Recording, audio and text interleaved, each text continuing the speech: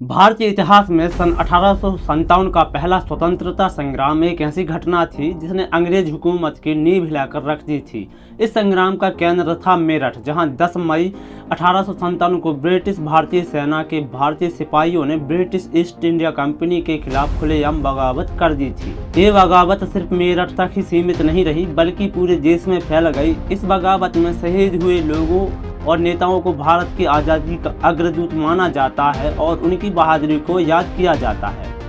एक तरफ जहां झांसी की रानी लक्ष्मीबाई, नाना साहेब पेशवा, तात्या टोपे और बेगम हजरत महल जैसे लोगों को आज भी याद किया जाता है, वहीं कुछ ऐसे भी साहसी वीर थे जिन्हें इतिहास ने भुला दिया।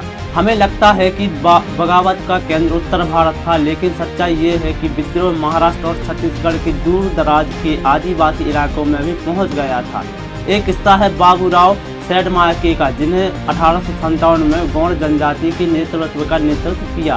मौजूदा समय में इसे महाराष्ट्र का चंद्रपुर और गढ़चिरौली जिला कहा जा सकता है। अंग्रेजों के शासनकाल में ये चांदा जिला कहलाता था। 1854 में अंग्रेजों ने लॉर्ड डलहौजी की चूक का सिद्धांत डॉक्ट्रिन ऑफ लैप्स के जरिए इस क्षेत्र को अपने अधिकार में ले लिया था। डॉक्ट्रिन ऑफ लैप्स के अनुसार अगर किसी भी राज्य का कोई उत्तराधिकारी ना हो या फिर उसके राजा का कोई पुत्र ना हो और उनका खानदान आगे नहीं बढ़ रहा हो, तब वह राज्य ब्रिटिश शासन के अधीन आ जाता था। अंग्रेजों ने मार्च 1854 में चांदा को अपने हाथ में ले लिया और R.S. एलिस चांदा का पहला जिला कलेक्टर बन गया। उस समय जिले में कई जमींदारियां हुआ करती थीं जो राजगौड़ परिवारों के अधीन थीं। ये जमींदारियां 18वीं शताब्दी में मराठाओं के आने के पहले से थीं। जाहिर है इन परिवारों ने अंग्रेजों का विरोध किया और उनका सबसे बड़ा कारण था उनकी जमीनों पर अंग्रेजों का कब्जा।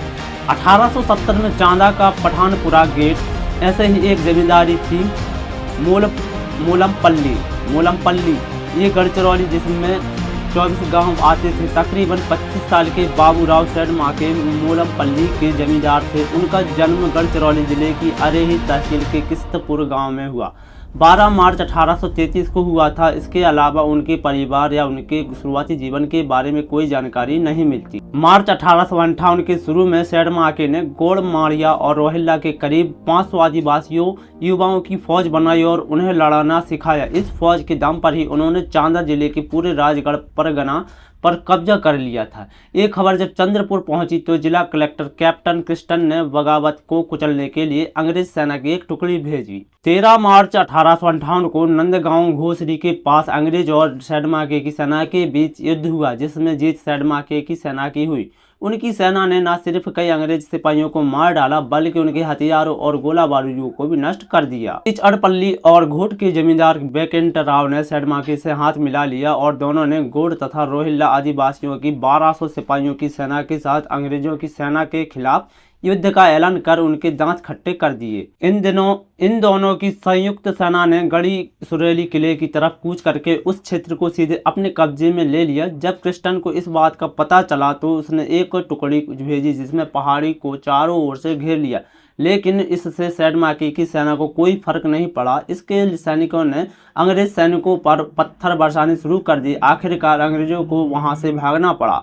इस लड़ाई में भी काफी संख्या में अंग्रेज सिपाही मारे गए। 2 बार करारी हार का सामना करने के बाद कैप्टन क्रिस्टन ने नागपुर से लेफ्टिनेंट जॉन नटल के नेतृत्व में फिर सेना भेजी। दोनों सेनाओं के बीच पहले 19 अप्रैल 1858 में सगनपुर में और फिर 17 अप्रैल 1858 में बामनपेट में जबरदस्त जंग हुई और इस बार भी जीत सैडमाके और उनकी सेना की हुई। बाबूराव सैडमाके इस सफलता से उत्साहित होकर सैडमाके ने 29 अप्रैल 1858 की रात अहेरी जमींदारी में प्रणाहित नदी पर चिंचगुडी में टेलीग्राफ कैंप पर हमला बोल दिया। उस क्षेत्र के आदिवासियों की नज़र में पूरे देश में फैला ये एक ऐसा यंत्र था जो उन्हें गुलामी की जंजीरों में बांधता था।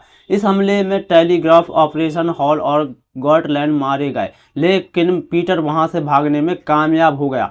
अहेरी के घने जंगलों से होकर पीटर कैप्टन क्रिस्टन के पास पहुंच गया। इस हमले की आंखों देखी जानकारी पीटर ने कैप्टन क्रिस्टन को दी। इस पर क्रोधित होकर क्रिस्टन ने नागपुर से कैप्टन शेक्सपियर के नेतृत्व में फौज की टुकड़ी बुलवाई।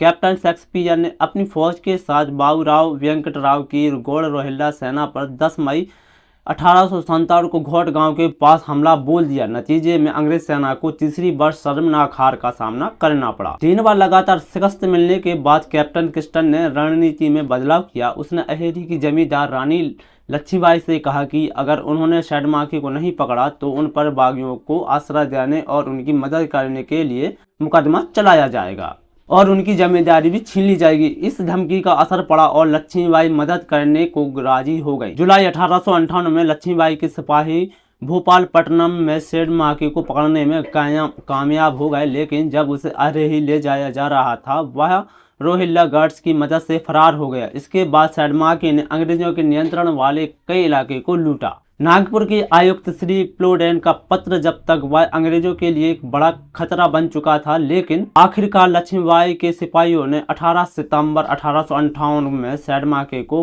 पकड़कर कैप्टन किस्टन के हवाले कर दिया। सैडमाकी को गिरफ्तार कर चंद्रपुर लाया गया और उन पर गंभीर आरोप लगाकर मुकदमा चला। 21 अक्टूबर 1858 को इस केस में फैसला सुनाया गया।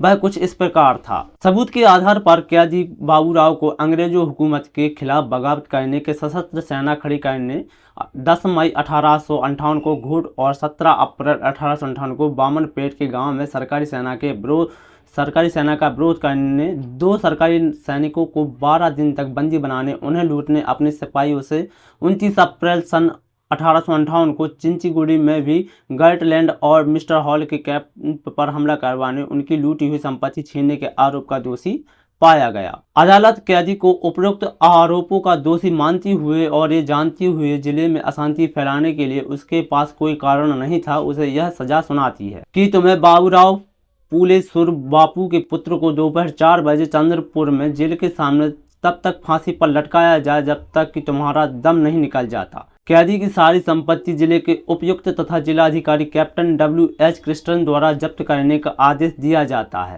इसी दिन दोपहर 4 बजे चंद्रपुर जेल में बाबूराव सैडमाकी को फांसी पर लटका दिया गया।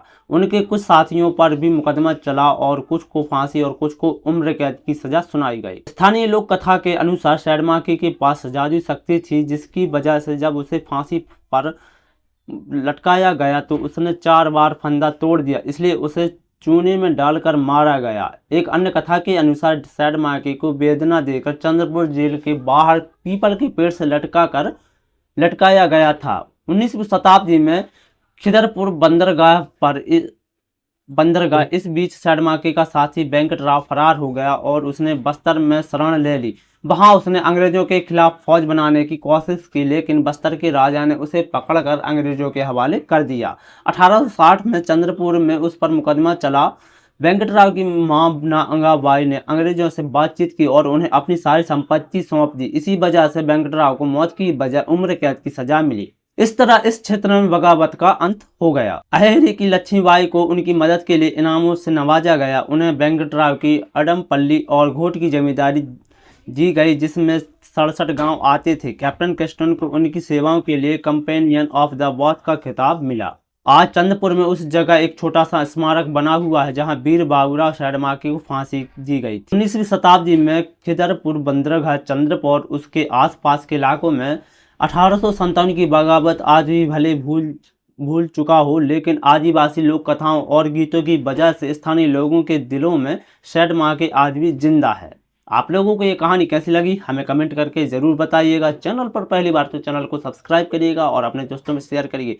हमें आपके सहयोग की बहुत ज़रूरत है। बहुत बहुत धन्यवाद।